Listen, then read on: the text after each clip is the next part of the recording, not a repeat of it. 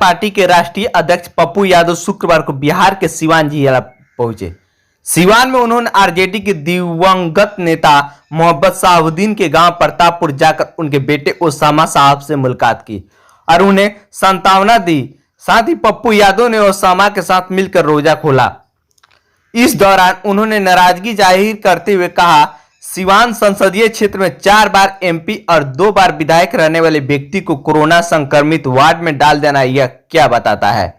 शहाबुद्दीन साहब का 18 साल का जो राजनीतिक जीवन रहा, उन सब पर परिस्थितियों को देखकर आप यही कह सकते हैं कि दोबारा कोई शहाबुद्दीन पैदा नहीं हो सकता।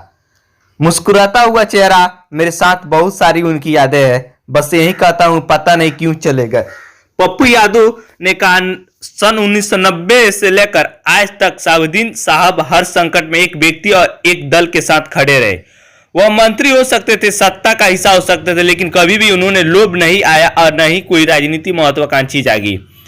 एक ऐसा व्यक्ति जिसके अंदर कोई राजनीति महत्वाकांक्षा नहीं थी, जिसने अपना जीवन उनके लिए समाप्त कर दिया, लेकिन वह शहाबुद्दीन के नहीं हो सके। तो जो शहाबुद्दीन का नाम और पार्टी ने उनसे सब कुछ लिया। अंतिम तक शहाबुद्दीन साहब को कुछ नहीं मिला, उनके नाम पर सिर्फ राजनीति हुई है। शहाबुद्दीन हमारे अच्छे मित्र थे, उसूल के पक्के आदमी थे।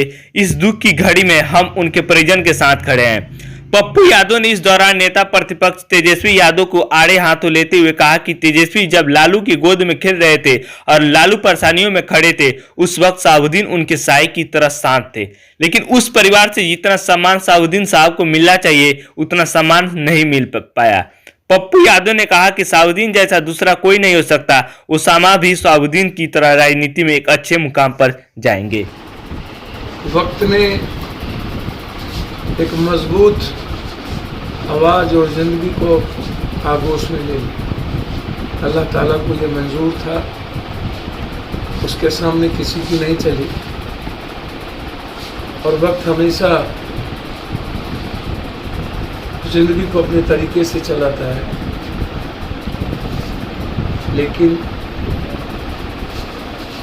कहने के लिए मैं कह सकता हूँ अल्लाह को मंजूर था, लेकिन फिर कोई शहाबुद्दीन जन्म नहीं, उस जैसा कोई सर। इलाज में लापरवाही मैं कई बार कह चुका हूँ,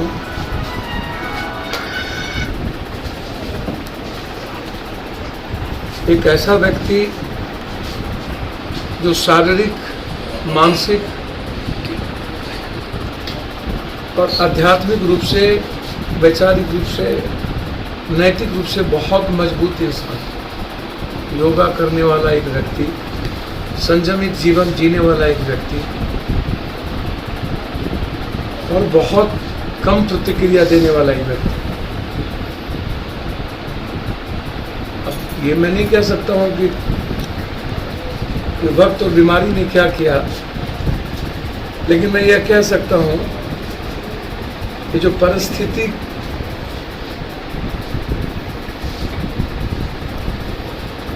को सिस्टम ने